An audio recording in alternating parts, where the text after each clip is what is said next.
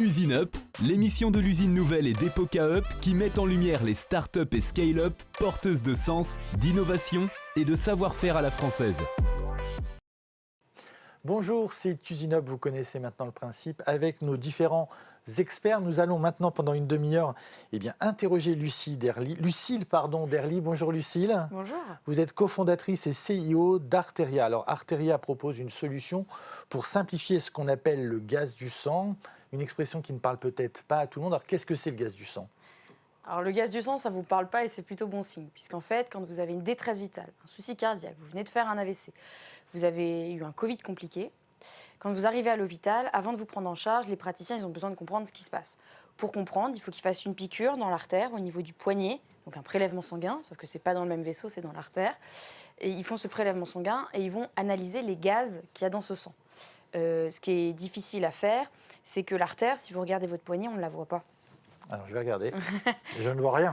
Elle est en profondeur, ce qu'on aperçoit c'est les veines, c'est toute la complexité du geste et c'est pour ça que c'est difficile pour les praticiens de le réaliser. Si je résume, c'est un geste vital, essentiel et compliqué. Exactement. Il est compliqué parce qu'il peut être raté, il est compliqué parce qu'il fait mal, il est compliqué parce qu'il prend du temps.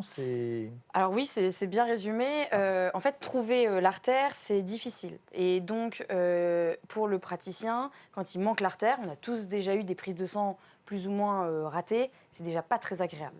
Là, l'artère, elle est en profondeur, donc il va réitérer son geste, il va piquer. Ça fait vraiment pas envie. Voilà, ça fait vraiment très mal. Et au-delà de ça, ça va être une perte de temps. Le temps des praticiens, il est précieux. Je pense qu'on l'a tous bien vécu là, sur la crise Covid. Et donc, c'est dommage de perdre autant de temps sur un geste qui est si souvent effectué, puisque un gaz du sang est réalisé toutes les 2 secondes en France. Et au-delà de ça, perdre du temps, ça va faire perdre de l'argent à l'établissement de santé. Comment vous est venue l'idée de faire une start-up sur ce sujet? Comment vous avez appris? Vous avez vous-même été malade, je ne sais pas, vous avez été proche de quelqu'un qui a eu un problème et vous avez à ce moment-là réalisé qu'il fallait améliorer cette opération, ou vous connaissez des médecins? Alors en fait, le constat, il vient d'un constat né du terrain. Mon associé avait des difficultés à réaliser des gaz du sang. Il m'en a parlé. Moi, je suis ingénieur de formation. Ensemble, on a cherché une solution. Avant de se dire on lance une start-up, on a été d'abord vérifier si la difficulté elle est rencontrée par d'autres praticiens. On a fait une étude, on s'est rendu compte que 82% d'entre eux considèrent le geste complexe et que leur difficulté c'est de trouver de l'artère et qu'ils souhaitent à 90% être aidés par un dispositif. Alors montrez-nous le dispositif, expliquez-nous comment ça marche. Alors nous on a développé Blood Up, le dispositif médical qui se clipse sur le poignet et qui met instantanément l'artère en évidence pour que là on voit où se situe mon artère. Donc là, si j'étais chirurgien, enfin médecin, je suis sûr de la faire bien. Alors là, nous, on s'engage sur notre cahier des charges à ce que l'artère soit réellement bien positionnée et que la ponction puisse se faire. Notre dispositif, il y a déjà 3 brevets qui ont été déposés dessus pour protéger notre innovation française et pouvoir le mettre sur le marché prochainement. C'est-à-dire prochainement, vous êtes à la recherche, au moment où vous cherchez quelqu'un pour produire? Alors, on est déjà accompagné par un industriel. Notre industriel, c'est la Groupe. Ils sont basés en Normandie. C'était difficile à trouver? Alors, on a eu de la chance, c'est que quand on s'est lancé, on s'est adossé à un incubateur de recherche qui, dans son portefeuille de partenaires, avait cet industriel avec qui tout s'est très bien passé puisqu'on a même intégré leur parcours d'accélération qui s'appelle le Tech Up Corner, avec qui on a pu intégrer ce parcours d'accélération. Et au-delà d'un accompagnement, c'est un partenariat qu'on a avec eux sur l'industrialisation de notre produit. Ça ne coûterait pas moins cher de le fabriquer hors de France? Alors, sûrement. Mais au vu des enjeux qu'il y a eu, on l'a vu avec cette crise, et puis le label Made in France dans le médical est important. Et pour nous, ça fait partie de nos convictions essentielles de produire, fabriquer en France. Question toute bête, mais quand on a un dispositif comme ça, on le teste sur qui? Moi, je veux pas. Je vous fais confiance, je suis sûr que ça marche. Mais... Alors, les tests cliniques, parce que... Faites des tests cliniques classiques comme un médicament, avec un protocole très établi? Tout à fait. D'ailleurs, on est en train de rédiger ce protocole et on est accompagné là-dessus, pareil, par un hub médical, le Digital Medical Hub, qui nous aide sur ces sujets. Rédiger un protocole clinique, il faut qu'il soit le plus à même de pouvoir prouver l'efficacité de notre produit. Et on va tester sur des patients... Zéro? Enfin, des premiers, non, pas des patients zéro, c'est pas ça. C'est plutôt sur des volontaires. Des patients volontaires à qui on va leur demander s'ils autorisent une innovation pour qu'elle puisse être mise sur le marché. Et ils ont eu moins mal? Eh ben, ça va démarrer là, janvier 2023. Donc Ah, très bien. Eh bien, écoutez, on va écouter notre premier expert. Il s'appelle Fabrice Pelosi, il travaille chez Epoca Up. C'est l'instant business. Il a une question à vous poser. D'accord. Usine Up, l'émission de l'usine nouvelle et d'Epoca Up. L'instant business. Bonjour Lucille, avec Arteria, vous développez une technologie très ambitieuse basée sur du matériel médical. Alors dans le débat public aujourd'hui, les avis sont très mitigés sur les capacités de l'Europe, de l'Union européenne à créer les géants technologiques de demain. On parle très souvent des GAFA. Les GAFA de demain pourront-ils être créés en Europe? Là voilà ma question. Avec Arteria, est-ce que vous pensez que depuis l'Europe, vous êtes en capacité de créer un géant technologique de demain? Alors, merci Fabrice pour cette question.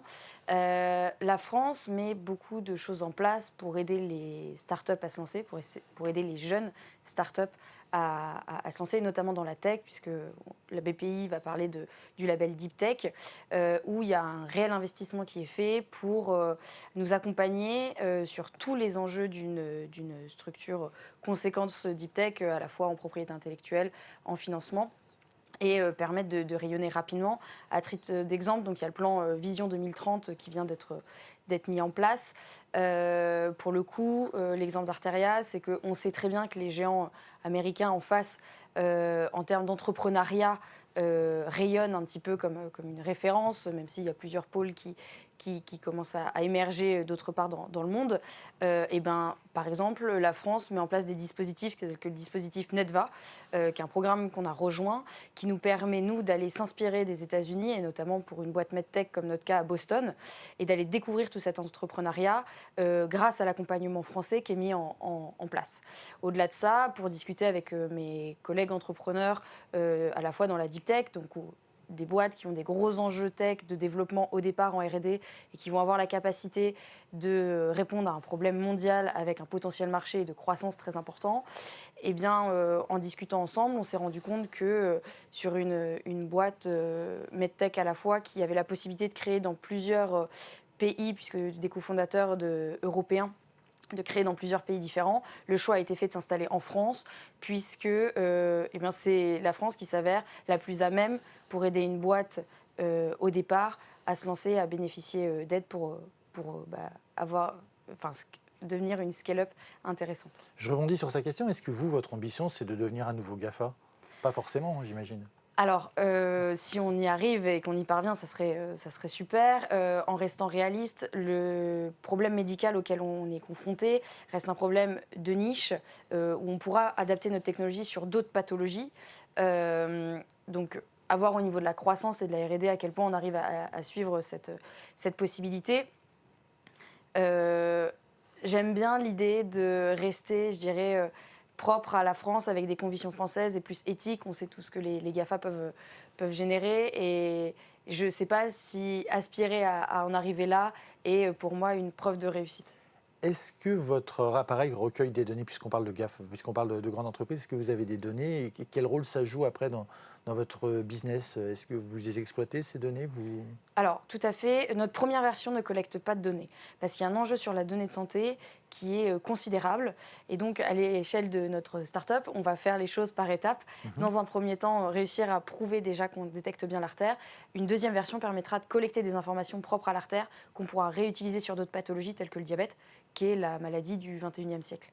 Donc cette version-là n'en a pas, mais par contre on travaille déjà sur une deuxième version qui collectera des données et travaillera dessus pour améliorer les maladies et prévenir dans ce sens-là pour avoir une prédiction sur les états de santé. Vous êtes une jeune entrepreneuse, on entend dans votre discours que vous êtes responsable, que vous avez un discours d'entreprise responsable. Comment vous abordez la question du coût de la dépense de santé? Parce que ça veut dire que les hôpitaux vont devoir acheter ces appareils, ça augmentera encore le coût d'une hospitalisation. Est-ce que c'est quelque chose qui vous a à un moment freiné ou interrogé? Alors, c'est vrai qu'on est sensible à ça. Nous, avec notre dispositif, par rapport au prix d'achat du dispositif, on fait attention à ce que l'hôpital est toujours rentable. C'est-à-dire qu'équipé de notre dispositif, on se rend compte que par rapport au temps perdu et au coût matériel utilisé inutilement puisque le gaz du sang n'a pas eu lieu, eh ben, ils ne sont pas à l'équilibre, ils font même des économies en utilisant notre dispositif. Très bien. Notre deuxième expert s'appelle Caroline Chalindar-Ginet. C'est l'instant RP et médias. Elle a une question pour vous. Usine Up, l'émission de l'usine nouvelle et d'Epoca Up. L'instant RP et médias. Donc, vous avez fait le choix de ne pas créer votre start-up à Paris, mais en région, comme on dit. Dans quelle mesure c'est un frein dans votre activité de relations presse ? Alors le choix de créer la société en Normandie, c'est parce qu'on est originaire de Normandie et c'était important pour nous de rester dans cet écosystème. Je ne considère pas ça comme un frein, puisqu'on est au-delà bien accompagné. Donc nous, on est en région normande. Ouest France, c'est un quotidien qui est beaucoup lu. C'est, je crois, le plus lu de France. Hein. Oui, tout à fait. Je ne ferai pas dire de bêtises. Et de fait, eh ben, grâce à ce côté un peu chauvin, on a été très rapidement mis en avant dans ce journal, qui nous a permis, à une période clé qui était notre première levée de fonds, de pouvoir être repérés. Et ça nous a apporté 25% de la levée. Donc là-dessus, la presse nous a beaucoup aidés. Il y a plein de petites radios locales qui sont très écoutées par l'écosystème normand, qui nous a permis de nous implanter en fait et de rayonner dans notre région. C'est vrai que sur les plus gros médias, il faut venir sur Paris. Après, Caen est à proximité de Paris et ça se fait très bien. Et du coup, je trouve que c'est plus un tremplin qu'un frein en lui-même de s'être installé en région. Vous diriez presque que ça a presque été un atout parce que vous avez d'abord pu créer un réseau local et qui a ensuite et d'élargir que si vous étiez peut-être arrivé tout de suite à Paris ou dans une plus grande capitale régionale, vous auriez été peut-être noyé au milieu d'autres startups, ça a été plus facile. C'est exactement ça, puisqu'en fait, c'est plus facile d'arriver quand on est connu d'une région pour essayer d'arriver sur la capitale où la concurrence est bien plus rude et de sortir du lot, ce qui est le cas. Et ben on a été encouragés pour le faire et il y a une fierté régionale d'accompagner des startups et donc on est poussé à cela. Sur un sujet technique et en plus médical, donc j'imagine très réglementé, c'est facile de communiquer ou il faut faire très attention à chaque mot parce que si vous surpromettez, vous avez des risques de l'ordre des médecins vous tombent dessus ou... Alors, toute la publicité, elle est réglementée sur le dispositif médical. À l'heure actuelle, on ne vend pas encore. Donc, cette réglementation, on n'y fait pas encore face, même si on l'a très bien en tête. De communiquer sur l'évolution de la R&D et notre volonté à révolutionner les gaz du sang, ça, on peut le faire. On ne s'engage pas. Oui, vous promettez pas. On ne promet pas. On évoque ce qu'on va faire, on évoque les enjeux à venir. Et on est plutôt factuel. Donc ça, c'est possible. Aujourd'hui, vous êtes encore plutôt dans une communication B2B à direction des professionnels ou vous commencez à vouloir parler au grand public ? Est-ce que c'est une réflexion que vous avez déjà ? Parce que finalement, moi, si demain je vais à l'hôpital, je ne peux pas le réclamer, votre appareil. Parce qu'il n'est pas encore sur le marché. Même si c'est les B2B qui vont être... c'est les hôpitaux, les établissements de santé qui vont être acheteurs, c'est important de se faire connaître parce que celui qui fait la pratique, ça va être l'infirmier. Le soignant, ça va être l'interne. Donc il faut qu'on puisse être connu parce qu'ils peuvent être force de proposition au moment de l'achat. Et puis le patient, c'est très important d'avoir des retours patients qui nous disent « moi j'ai beaucoup souffert », ça nous fait des interviews qu'on peut garder et asseoir au niveau de notre argumentation. Donc on communique un peu des deux façons. Et pour ça, vous utilisez quel moyen de préférence ? Plutôt le net, le papier, vous avez parlé de grands quotidiens régionaux, un peu la télé ? Ça dépend des événements. Ça dépend, et puis ça dépend peut-être aussi des problématiques. Oui, tout à fait. En fait, ça dépend des événements. Célébrer une levée de fonds, annoncer qu'on est en recherche de fonds, qu'on vient de gagner des concours, ça va être plutôt la presse, la radio. Au-delà de ça, au quotidien, nous, on est très sur LinkedIn, donc le réseau professionnel. On a une communauté qui est dessus et qui nous suit sur toutes les actualités liées au développement de la société. Et vous, de votre côté, vous suivez des communautés, je sais pas, par exemple, de patients ou de professionnels de santé. Et c'est un peu structuré, la medtech. Moi, on ne la connaît pas très bien, finalement. Est-ce que c'est structuré où vous échangez entre vous des bonnes pratiques, par exemple Alors, on a mis en place le réseau Normandie Health Tech en Normandie, où plusieurs, même une cinquantaine d'entrepreneurs de la santé se retrouvent pour échanger des problématiques très liées, au-delà de ça, de l'entrepreneuriat au secteur de la santé, qui est très réglementé. Et après, moi, je suis, en termes de veille, plusieurs réseaux de santé, plusieurs entrepreneurs dans la santé pour s'informer. On ne connaît pas encore toute la puissance du réseau normand. C'est notre expert suivant, Alain Damon. Il travaille chez Epoca et c'est l'instant RH. Usine Up, l'émission de l'usine nouvelle et d'Epoca Up. L'instant RH. On est en pleine guerre des talents, où en fait le rapport de force entre le candidat d'un côté et l'employeur de l'autre est en train de s'inverser. Les candidats, ils ont le choix, donc c'est eux qui ont la main.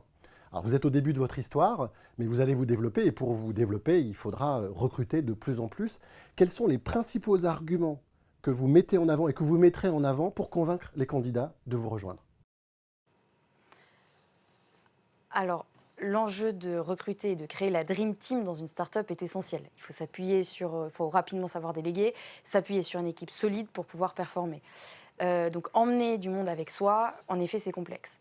Choisir en fonction de son financement, puisqu'on reste des startups, donc on reste avec des financements peu stables, enfin en tout cas au départ quand on ne fait pas de chiffre d'affaires. Et donc choisir entre le junior, où on va passer du temps à le former, et le senior, je dirais plus cher, mais rapidement plus efficace, c'est pas facile. Comment j'ai été chercher des gens, puisqu'à l'heure actuelle on est 10. Vous avez été les chercher ou ils sont venus? Et alors Vous voilà, dites comment c'est on ça. a été les chercher, j'ai été les chercher. Exactement. Alors comment? Tout simplement parce que j'ai eu beaucoup de chance. Enfin, de la chance, je pense qu'on a suffisamment bien communiqué, et ça répond à la question aussi d'avant, sur les réseaux, pour donner envie aux gens de candidater spontanément. Et je dirais 70% de mon équipe, c'est des candidatures spontanées.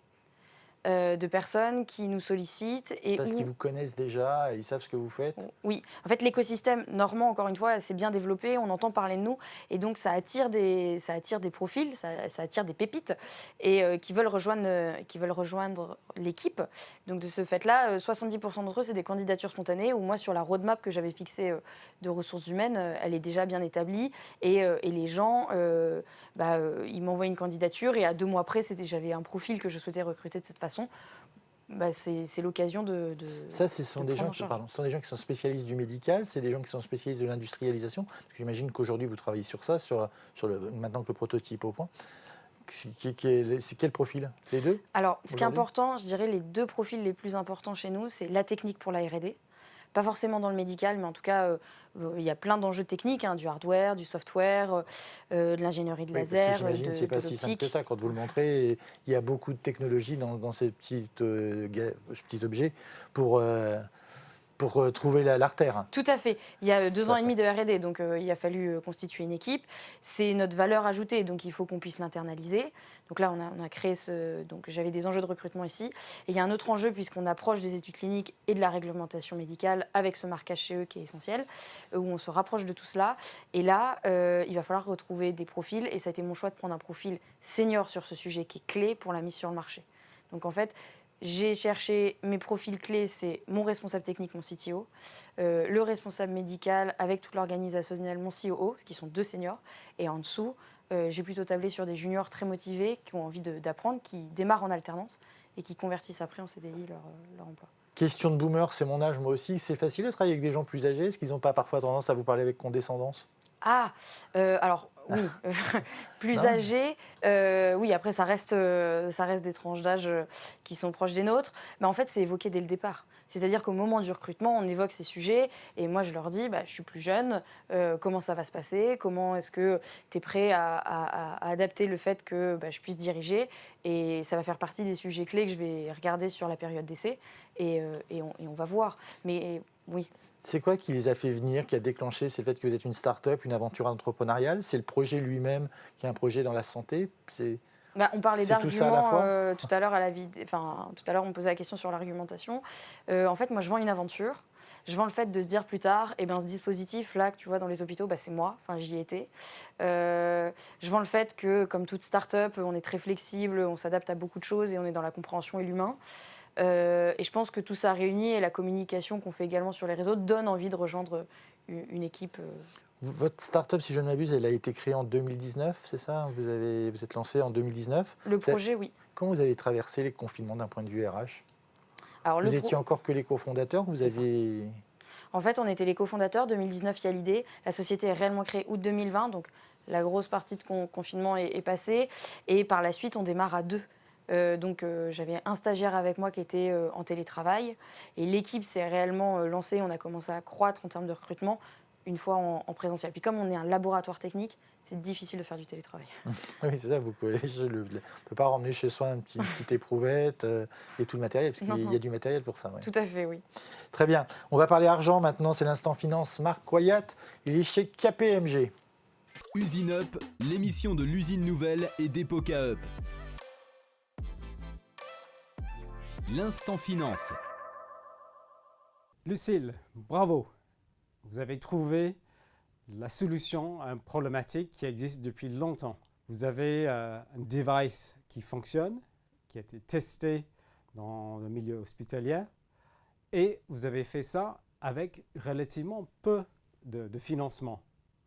Mais aujourd'hui, le challenge augmente. Vous allez vers le marquage CE et ensuite vers la vente et la distribution. Là, on parle des montants de financement qui sont très différents. Est-ce que vous pouvez nous dire quelques mots sur les enjeux financiers, sur cette prochaine étape dans le lancement de votre fusée? Alors, pour financer Artaria, on a fait 2 étapes de financement déjà. Une toute première où, quand on n'a pas d'argent en étudiant, on sort d'études, pour se lancer, on a fait ce qu'on appelle de la love money. Donc, on a été voir nos proches, qui étaient les seuls à nous croire et à nous soutenir au départ, et on leur a demandé de prendre des parts dans la société en échange d'un peu d'argent. C'était à la période de Noël, et du coup, on a demandé au tonton de rajouter un 0 sur son chèque. Donc ça nous a permis de nous lancer, de faire le premier recrutement. Après, on est une boîte médicale, donc c'est vrai qu'on a des dépenses qui sont bien plus conséquentes. On a fait une levée de fonds de plus d'1 million d'euros qu'on a clôturée là au printemps 2022. On sait que pour pouvoir se mettre sur le marché, publier nos études cliniques et aller au marquage CE, qui est un marquage essentiel sur le dispositif médical, on a des enjeux financiers qui sont plus conséquents. Et de fait, on prépare dès maintenant la prochaine levée de fonds avant l'été prochain, pour pouvoir financer à la fois la fin des études cliniques et leur publication, ce marquage CE et notre équipe de commercialisation pour la suite de l'aventure. On va aller chercher plusieurs millions d'euros, entre 3 et 4 millions. On est en train de peaufiner le business plan, notamment avec KPMG, pour nous aider à aller chercher ces financements. Vous produisez, donc on l'a vu, un terminal, une machine. Est-ce que ça rassure les investisseurs? Parce qu'après tout, il y a beaucoup de startups qui sont 100% servicielles et c'est très bien. Mais un investisseur peut être un peu réticent parce qu'il ne sait pas la chance de réussite du service. Est-ce que le fait d'avoir un objet, de montrer, ça les rassure, ou au contraire, ça les inquiète parce qu'il va falloir les produire et on rentre dans d'autres difficultés de production, de qualité? Je pense qu'on fait face à d'autres enjeux. Nous, on a quelque chose de palpable, c'est toujours plus parlant pour les investisseurs. On se rend compte, on peut le toucher, on voit l'évolution et ça permet vraiment de réaliser toute l'évolution du prototype et du produit en fait, à son étape de développement. Ça rassure et en même temps, il y a d'autres enjeux, la production, les pénuries de composants, la réglementation médicale, les tests en eux-mêmes, parce qu'en fait, une plateforme, on va moins la tester. Et puis quand il y a un problème, il faut vraiment mettre quelqu'un dessus. Après, c'est aussi quelque chose qui va générer, à partir du moment de son fonctionnement, comme c'est de l'hardware, une croissance très importante. Donc il y a un gros enjeu de R&D auquel ils sont au courant. Ils sont séduits par du palpable et ils arrivent à toucher. Donc je pense que ça arrive à les convertir plus facilement, tout en ayant conscience des enjeux auxquels on va faire face. Il y a des fonds spécialisés dans le medtech qui, par exemple, ont des experts qui sont capables de dire oui, cette solution elle est intéressante, non elle n'est pas intéressante. Ou parfois vous avez un peu du mal à expliquer ce que vous faites à des gens qui sont comme moi, qui ne savaient même pas ce qu'était le gaz du sang avant. Alors, oui, il y a des experts, oui, il y a des gens qui vont regarder et il y a des investissements, des fonds d'investissement, des business angels qui sont spécialisés dans le médical, avec tous les enjeux que représente le dispositif médical, parce que ça reste très précis. C'est quelque chose où, pour vulgariser et donner envie de comprendre, moi je ne suis pas du milieu médical, je suis ingénieur. Donc en fait... ça rassure ça déjà. Voilà, c'est mon associé le côté médical. Et de fait, moi je vous explique la problématique santé telle que je la comprends et donc je la vulgarise et ce qui permet en fait aux interlocuteurs que j'ai en face et aux investisseurs d'essayer d'être au plus proche d'eux et de leur façon de comprendre pour leur montrer le produit. Comment vous sentez le marché aujourd'hui, le marché des fonds? On sait qu'il est assez perturbé. Malgré tout, quand on a un projet comme vous, solide... Ils se sont intéressés ou vous chantez les gens frileux? On est mi-septembre, on enregistre, hein, je précise. Alors, on vient de clôturer une levée de fonds, donc ça s'est très bien passé. On a réussi Donc à au faire... premier semestre, ça se passait encore bien. Voilà, on a réussi à faire nos preuves, donc on a rassuré. Donc je pense que ça va être plus facile que d'autres, vu la période qu'on est en train de rencontrer et qu'on va rencontrer et auquel on est déjà sensibilisé, de faire un deuxième tour de table, puisque on a déjà nos investisseurs qui vont nous aider à retrouver d'autres investisseurs et même à remettre au pot. Et puis on a déjà fait une étape de développement qui prouve l'efficacité. On est aussi sur un enjeu post-Covid où les enjeux de santé sont conséquents et on en a bien conscience. Et on sait que c'est important de financer la santé. Donc là-dessus, pour nous, c'est plus profitable. Eh bien, c'est le moment de notre dernière expert. C'est une experte, elle s'appelle Anne Lauvergeon et ça s'appelle l'instant CIO. Usine Up, l'émission de l'usine nouvelle et d'Epoca Up. L'instant CEO. Bonjour Lucille, je suis très admirative du parcours que vous avez fait. On dit généralement que l'entrepreneuriat féminin est plus timide et a plus de mal dans les levées de fonds. Je pense que vous faites mentir le sujet. Est-ce que je me trompe? Alors, l'entrepreneuriat féminin, plus timide, peut-être plus dans la deep tech, puisqu'on fait affaire à des sujets plus, je dirais, technologiques, où au niveau des études, moins de femmes se lancent dans des études d'ingénieur et de fait sont moins attirées par des domaines deep tech. Au-delà de ça, sur les enjeux de levée de fonds, les chiffres prouvent en effet que peu de femmes solo-fondeurs arrivent à lever des centaines de millions d'euros, que les boîtes qui lèvent entre 50 et 100 millions souvent sont cofondées à la fois par des hommes et des femmes, sont mixtes. Ouais. Moi, étant dirigeante d'Arteria, étant une femme jeune dans la medtech, ingénieure et du coup pas dans le médical, oui, c'est pas facile, mais je considère pas que ça soit un sujet.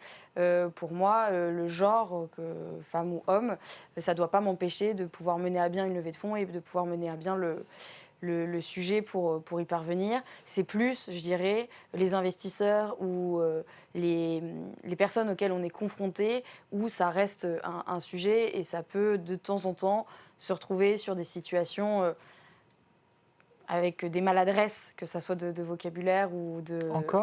Encore maintenant, oui. Ah oui, je pensais quand même qu'on allait en avancer, mais bon, voilà. Alors, on avance, mais il y a encore pas assez vite, alors, il reste du chemin à faire, ça c'est sûr. Justement, vous vous rappelez, vous êtes ingénieur de formation. Vous rêviez, vous, d'être chef d'entreprise un jour? Pas du tout. Ça vous est tombé dessus comme ça, par hasard? Oui, alors en fait, mon rêve, c'était d'être pilote de ligne. Donc on n'était pas sûr de l'entrepreneuriat. Après, il y a eu cette opportunité à saisir.